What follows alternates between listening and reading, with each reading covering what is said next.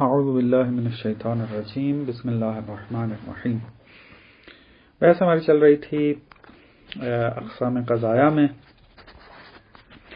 قضیہ حملیہ کی ایک قسم ہم نے پڑھ لی ہے جو کہ موضوع کے اعتبار سے تھی، کہ جس کو ہم نے تقسیم کیا قضیہ شخصیہ، قضیہ طبیعیہ، محملہ اور محصورہ میں۔ آج جو ہے دوسری قسم پڑھنی ہے قضیہ حملیہ کی، کہ قضیہ حملیہ یا معدولہ ہوتا ہے یا محصلہ ہوتا ہے۔ معدولہ اور محصلہ سے کیا مراد ہے؟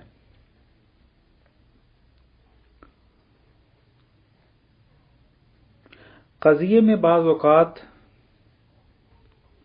حرف نفی استعمال ہوتا ہے، لیکن وہ حرف نفی بعض اوقات یا موضوع کا حصہ ہوتا ہے یا محمول کا حصہ ہوتا ہے۔ یہ ایک صورت۔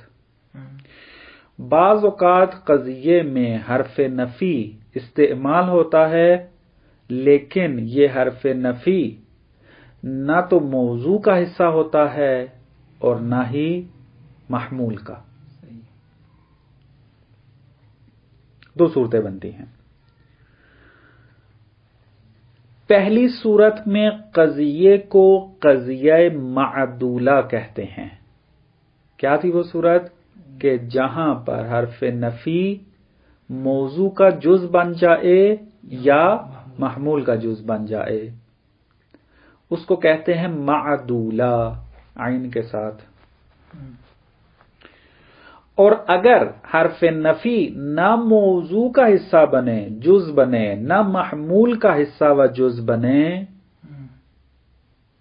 تو اس وقت کہیں گے قضیہ محصلہ، قضیہ حملیہ محصلہ، ہے حلوے والی اور سواد محصلہ۔ یہ ایک اصطلاح ہے، بہرحال یہ اصطلاح یاد رکھنی پڑے گی اس میں۔ مثلا مثالیں لیتے ہیں، مثلا مثال کے ساتھ آپ کی وضاحت کر دیتا ہوں۔ مثلا ایک مرتبہ آپ کہتے ہیں کہ نابینا عالم ہے۔ یہاں پر اب آپ نے کیا کیا ہے؟ حرف نفی استعمال کیا ہے۔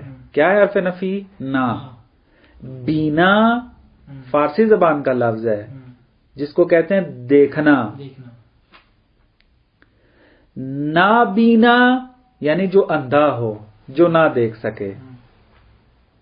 اب یہاں پر حرف نفی موضوع کا حصہ بنا ہوا ہے، چونکہ آپ کیا کر رہے ہیں؟ قضیہ بنایا ہے آپ نے کہ نابینا اندھا ہے، تو اب بینا جو ہے وہ موضوع بن رہا ہے۔ نابینا عالم ہے، یا بینا جو ہے وہ موضوع تھا اور عالم اس کا محمول تھا، تو اس بینا کے اوپر نہ لگا دی تو وہ کیا بن گیا؟ نابینا۔ تو اب یہ قضیہ معدولہ کہلائے گا، چونکہ حرف نفی جز بن گیا ہے کس کا؟ موضوع کا۔ اسی طریقے سے محمول کی مثال بھی ہم لے سکتے ہیں اور بنا سکتے ہیں۔ یا مثلا ہم کیا کریں؟ اصغر نابینا ہے، تو اب یہاں پہ محمول کا جو ہے وہ جز بنا ہے، وہ کیا کہہ لیں اس کو؟ حرف نفی۔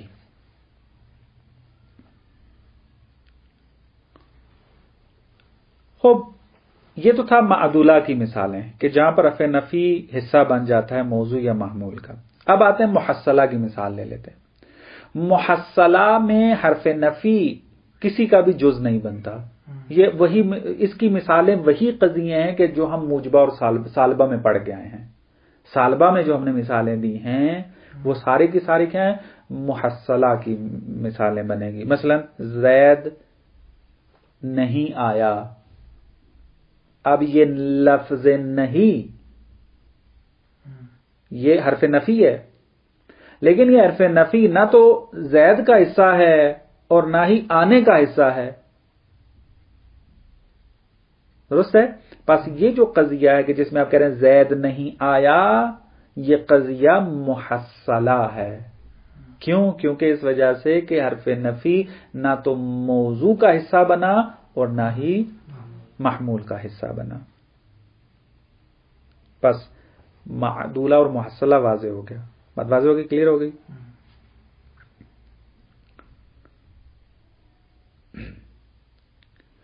آپ فرماتے ہیں کہ قضیہ معدولہ اور محصلہ اس کی مختلف قسمیں بنتی ہیں، صورتیں بنتی ہیں، چاہے قسمیں نہ بھی کہیں، مختلف حالات ہیں، مختلف صورتیں ہیں اس کی. ہم نے کیا کہا کہ حرف نفی اگر موضوع یا محمول کا حصہ بن جائے تو معدولہ ہے. اب اس کی مختلف صورتیں بنتی ہیں. کیا؟ حرف نفی موضوع کا تو حصہ ہو لیکن محمول پہ حرف نفی نہ آیا ہو. جیسا کہ مثال دی تھی آپ کو، کیا کہ آپ کہتے ہیں کہ نابینا عالم ہے. یہ کیا ہے؟ موضوع ہے. اس کو کہتے ہیں قضیہ معدولۃ الموضوع، کیونکہ موضوع معدولہ بنا ہے، محمول تو نہیں بنا. یا مثلا جب آپ کہتے ہیں کہ اصغر نابینا ہے،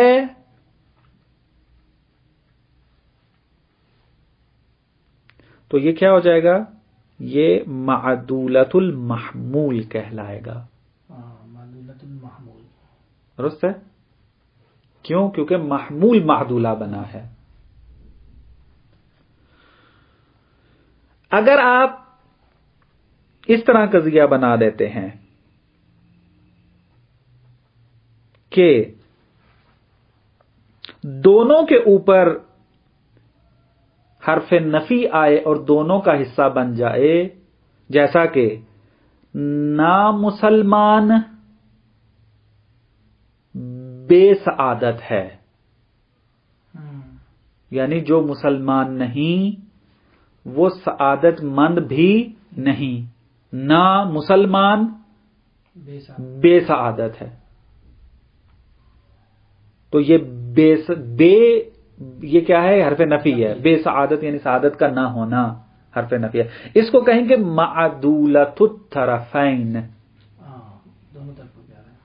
دونوں طرف پر معدول، دونوں طرفیں معدولہ ہو گئی ہیں، یعنی اپنی اصلی حالت سے عدول کر گئی ہیں. اصلی حالت کیا تھی؟ سعادت. اصلی حالت کیا تھی؟ مسلمان.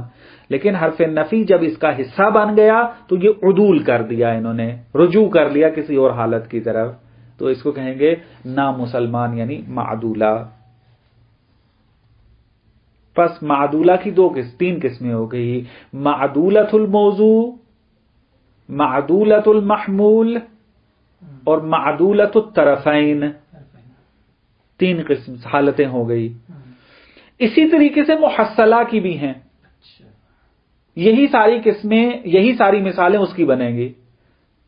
جب ہم نے کہا تھا کہ اصغر نابینا ہے، یہ نابینا محمول ہے، معدولۃ المحمول ہے، لیکن موضوع کے اعتبار سے کیا ہے؟ محصلۃ الموضوع، کیونکہ موضوع پہ حرف نفی نہیں آیا ہوا. بات واضح؟ پس محصلۃ الموضوع کی مثال کیا ہے؟ یہی ہے کہ جو ہم نے دیا کہ اصغر نابینا ہے، یہ محصلۃ الموضوع کی بھی بنے گی. درست ہے. یا مثلا آپ زید کھڑا ہے، اس میں بھی آپ کہیں تو یہ کیا ہو جائے گا؟ یہ محصلۃ الطرفین ہو جائے گا. زید کھڑا ہے، درست ہے. یہ کیا ہو جائے گا؟ حرف نفی نہیں ہے، لیکن حرف نفی نہ ہونا کیا ہے؟ محصلہ کی علامت ہے. تو یہ کیا ہو جائے گا؟ محصلۃ الطرفین ہے. کیوں؟ نہ تو موضوع پر حرف نفی ہے اور اس کا حصہ ہے، اور نہ ہی محمول پہ حرف نفی ہے اور اس کا حصہ ہے. نابینا اس میں تو محمول پہ نہیں آ رہا. ہاں، محمول پہ. اسی لیے یہ کیا ہے؟ معدولۃ المحمول ہے اور محصلۃ الموضوع ہے. محصلۃ الموضوع ہے. ہاں، یعنی موضوع اس کا محصل ہے کیونکہ حرف نفی نہیں ہے اس کے اوپر. ہاں صحیح ہے، اس پہ حرف نفی نہیں. جس کے اوپر حرف نفی نہیں ہوگا وہ محصل کہلائے گا، محصلۃ الموضوع، یعنی موضوع اس کا محصل ہے، یعنی حرف نفی سے خالی ہے. درست ہے؟ صحیح. اور اگر ہم کہیں کہ نابینا عالم ہے تو یہ کیا ہو جائے گا؟ یہ معدولۃ الموضوع ہے لیکن محصلۃ المحمول ہے، محصلۃ المعمول ہے. چونکہ محمول پہ حرف نفی نہیں ہے، کیونکہ محمول عالم ہے، تو اس اعتبار سے یہ محصلۃ المحمول بن جائے گا. بات واضح؟ پس معدولہ کی بھی 3 حالتیں ہیں اور محصلہ کی بھی 3 حالتیں ہیں. درست ہے؟ 3 حالتیں ہو گئی. ابھی ہم کیا کرتے ہیں، موجبہ اور سالبہ میں بھی یہی صورتیں ہی بنیں گی. مثلا ابھی جتنی میں نے مثالیں دی ہیں وہ ساری کیا تھی؟ موجبہ کی مثالیں تھی. اصغر نابینا ہے، یہ قضیہ موجبہ حملیہ کیا ہے؟ محصلۃ الموضوع اور معدولۃ المحمول ہے. نابینا عالم ہے، یہ کس کی مثال ہے؟ قضیہ حملیہ موجبہ کیا ہے؟ معدولۃ الموضوع محصلۃ المحمول کی ہے. اور نامسلمان بے سعادت ہے، یہ کیا ہے؟ قضیہ حملیہ موجبہ معدولۃ الطرفین ہے، چونکہ موضوع بھی معدولہ ہے اور محمول بھی معدولہ ہے. یہ موجبہ کی مثالیں تھیں جتنی دی. آپ سالبہ کی مثالیں بھی اسی طرح بن جائیں گی. مثلا سالبہ کی اگر مثال بنائیں کہ نابینا سزا کا مستحق نہیں ہے، یہ کس کی مثال بنے گی؟ یہ معدولۃ الموضوع ہے لیکن سالبہ ہے، کیونکہ قضیہ سالبہ ہے. کیونکہ آپ نے کیا کہا؟ نابینا سزا کا مستحق نہیں ہے. درست ہے؟ نہیں ہے، یہ سالبہ ہے، قضیہ سالبہ ہے، کہ سالبہ کی بحث ہم پہلے پڑھ چکے ہیں. اور معدولۃ الموضوع ہے چونکہ نابینا پہلے آیا ہوا ہے. اور محصلۃ المحمول ہے. کیوں؟ کیونکہ سرزنش و سزا کیا ہے؟ اس کے اوپر کسی قسم کی کوئی نفی نہیں آئی ہے.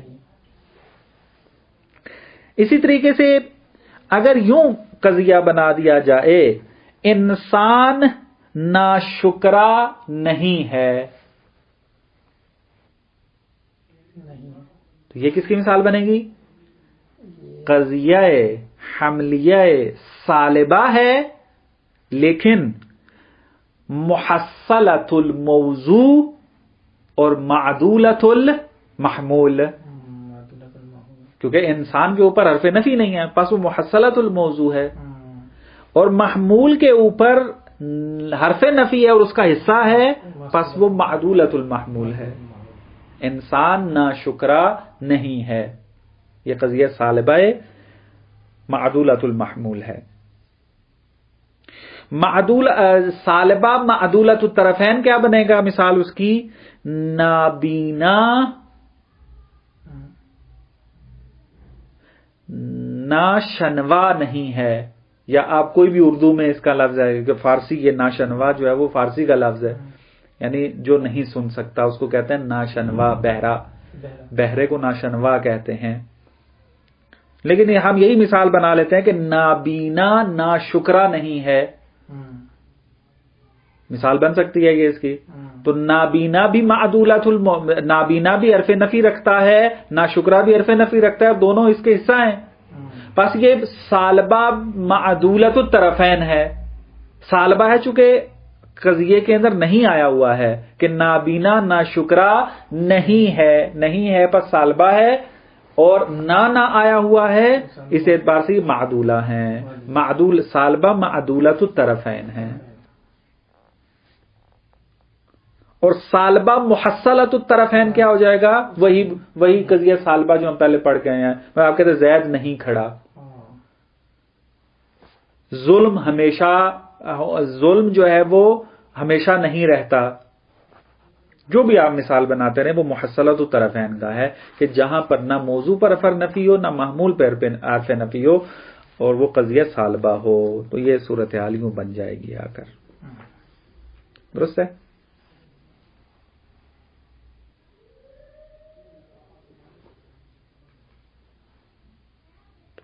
خوب، اب یہاں پہ دو حالتیں ایسی ہیں کہ جو ایک دوسرے کے مشابہ ہیں، ان میں تھوڑی جدائی کے ہمیں قائل ہونا پڑے گا. کون سا ہے وہ دقت کریں اور مثال لکھ کے سمجھیں. موجبہ معدولۃ المحمول، مثلا سعید نابینا ہے، یہ ایک حالت ہے. اور دوسرا کیا ہے؟ قضیہ کیا ہے؟ سالبہ محصلۃ المحمول. پہلا والا کون سا تھا؟ موجبہ معدولۃ المحمول، سعید نابینا ہے. اور قضیہ کیا ہے؟ یہ اگر بنا دیا جائے کہ سعید بینا نہیں ہے، یا مثلا ہم اردو میں اگر بات کریں سعید دیکھ نہیں سکتا. درست ہے؟ اب یہ قضیہ کیا ہے؟ سالبہ محصلۃ المحمول ہے کہ محمول کے اوپر حرف نفی نہیں ہے. دیکھنا دیکھنا ہے، اس کے اوپر حرف نفی نہیں ہے. اب ان دو قضیوں کو اگر ہم دیکھیں ان میں مشابہت موجود ہے، کیونکہ ایک طرف کہا جا رہا ہے سعید نابینا ہے، ایک طرف کہا جا رہا ہے کہ سعید دیکھ نہیں سکتا، تو دونوں کا معنی ایک ہی ہے. تو اب یہاں پہ یہ بحث شروع ہو جاتی ہے کہ پھر ان دونوں کے اندر فرق کیا ہے. یہ فرق جو ہے وہ بیان کرتے ہیں، تقریباً 3 فرق جو ہیں یہاں پر بیان کرتے ہیں. پہلا فرق، سعید نابینا ہے، اس قضیے میں حرف نفی محمول کے ساتھ مربوط ہے، کیونکہ محمول ہمارا بینا ہے اور بینا کے اوپر نہ لگا ہوا ہے. پس موجبہ معدولۃ المحمول کے اندر حرف نفی محمول کے ساتھ مرتبط ہوتا ہے، محمول کا حصہ ہوتا ہے. لیکن سعید دیکھ نہیں سکتا یا سعید نہیں کھڑا، یا آپ کہتے ہیں بارش نہیں ہو رہی. درست ہے؟ اس کے اندر کیا ہے؟ سالبہ محصلۃ المحمول ہے یہ قضیہ، اس کے اندر حرف نفی نسبت کے ساتھ مربوط ہوتی ہے. نسبت کے ساتھ، چونکہ ہم نے قضیہ حملیہ کی جب بحث کی تھی وہاں بیان کیا تھا کہ قضیہ حملیہ میں 3 بنیادی رکن ہوتے ہیں، ایک موضوع، دوسرا محمول، تیسرا اس کے اندر نسبت. مثلا آپ کہتے ہیں زید کھڑا ہے، زید موضوع ہے، کھڑا ہونا محمول ہے، اور یہ کھڑا ہونا ثابت ہے کس کے لیے؟ زید کے لیے. تو جس کو کہتے ہیں نسبت، ثابت ہونا یعنی نسبت، تو یہ نسبت بھی پائی جاتی ہے. اب قضیہ سالبہ آ کر کیا کرتا ہے؟ قضیہ سالبہ محصلہ، کہ جہاں پر حرف نفی موضوع اور محمول پہ نہ ہو لیکن ہو سالبہ، جیسا کہ کہا زید کھڑا نہیں ہے، یہاں پر یہ نہیں آ کر کیا کر رہی ہے؟ موضوع اور محمول کے رابطے کو کاٹ رہی ہے، نسبت کو ختم کر رہی ہے. بس یہاں پر حرف نفی نسبت کے ساتھ مربوط ہوتا ہے. پس سالبہ محصلۃ المحمول کے اندر حرف نفی نسبت کا حصہ ہوتا ہے، اور موجبہ معدولۃ المحمول میں حرف نفی محمول کے ساتھ مربوط ہوتا ہے. یہ ایک فرق ہے. دوسرا فرق یہ ہے کہ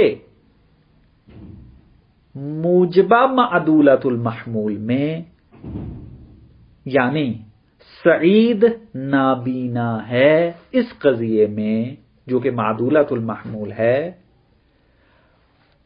حکم لگایا جاتا ہے، کسی چیز کو ثابت کیا جاتا ہے، یعنی ثبوت کا حکم لگایا جا رہا ہے.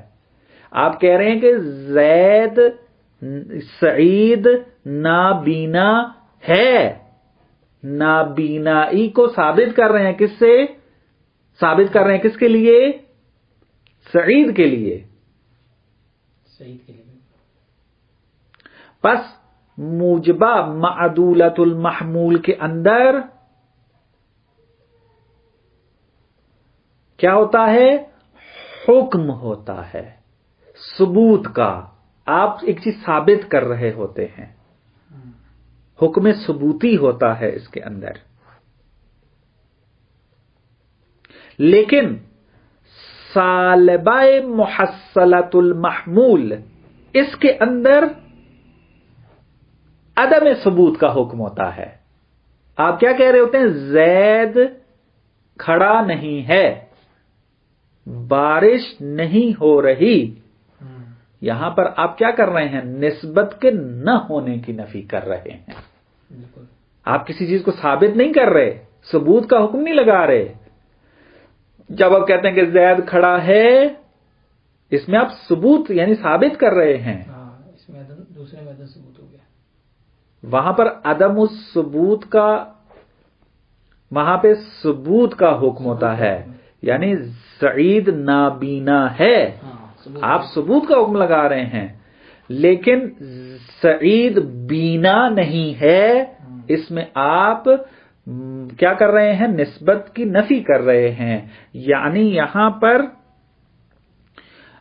عدم ثبوت کی نفی، عدم ثبوت کا حکم لگا رہے ہیں. آپ یہ کہنا چاہتے ہیں کہ بینائی سعید کے لیے ثابت نہیں ہے، ثبوت کی نفی کا حکم لگا رہے ہیں. بات واضح ہے؟ پس معدولہ کے اندر حکم بے ثبوت ہے، اور محصلۃ المحمول کے اندر، سالبہ محصلۃ المحمول میں نفی تو ہو رہا ہے، لیکن نفی کیا کس چیز کی ہے؟ حکم ہے عدم ثبوت کا. یہ دوسرا فرق. تیسرا فرق جو یہاں پر پایا جاتا ہے وہ یہ کہ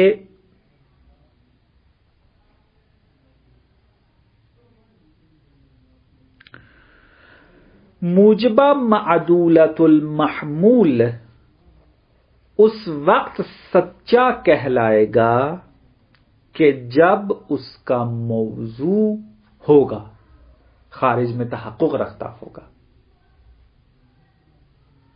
درست ہے؟ مثلا آپ کہہ رہے ہیں کہ سعید نابینا ہے، یہ قضیہ سچا کب کہلائے گا؟ کہ جب سعید خارج میں ہو.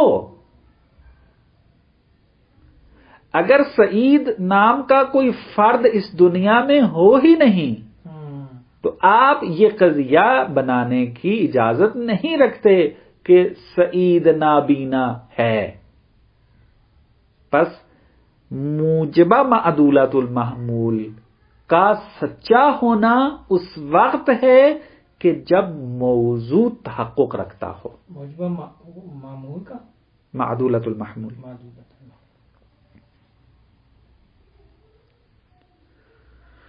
لیکن سالبہ محصلۃ المحمول میں کیا حالت ہوتی ہے؟ یہاں پر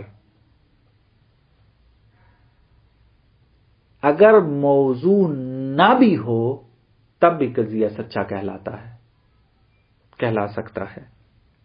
جیسا کہ مثلا کوئی آ کر کہے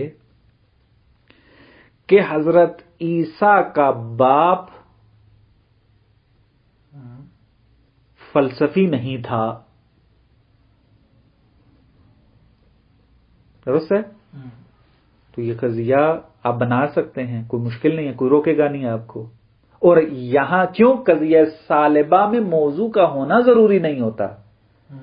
جب حضرت عیسیٰ کا باپ ہے ہی نہیں تو آپ بہت ساری چیزیں سلب کر سکتے ہیں، اسے جو مرضی کرتے رہیں. اس کا باپ جو ہے وہ مالدار نہیں تھا، ان کا باپ جو ہے وہ عالم نہیں تھا، ان کا باپ جو ہے فلانا نہیں تھا، جو مرضی کہتے رہے اس کے بارے میں. چونکہ قضیہ سالبہ کے اندر موضوع کا ہونا ضروری نہیں ہے، لیکن قضیہ موجبہ میں موضوع کا ہونا ضروری ہے۔ بس تیسرا فرق یہ ہو گیا کہ قضیہ موجبہ معدولۃ المحمول میں موضوع کا ہونا ضروری ہے، لیکن سالبہ محصلۃ المحمول میں موضوع کا ہونا ضروری نہیں ہے، یعنی اس کا تحقق رکھنا ضروری نہیں ہے۔ جیسا کہ حضرت عیسیٰ کا باپ خارج میں نہیں ہے اور نہیں تھا، درست ہے، لیکن پھر بھی آپ یہ قضیہ بنا سکتے ہیں کہ حضرت عیسیٰ کا باپ عالم نہیں تھا، مثلا فیلسوف نہیں تھا، مثلا کوئی بھی آپ چیز سلب کر سکتے ہیں اس سے۔ واضح؟ بس یہ ایک قسم تھی جو آج ہم نے پڑھی، قضیہ معدولہ اور قضیہ محصلہ۔ اس کے بعد بھی تقریباً اقسام رہتی ہیں، اس کو پھر بعد میں دیکھتے ہیں۔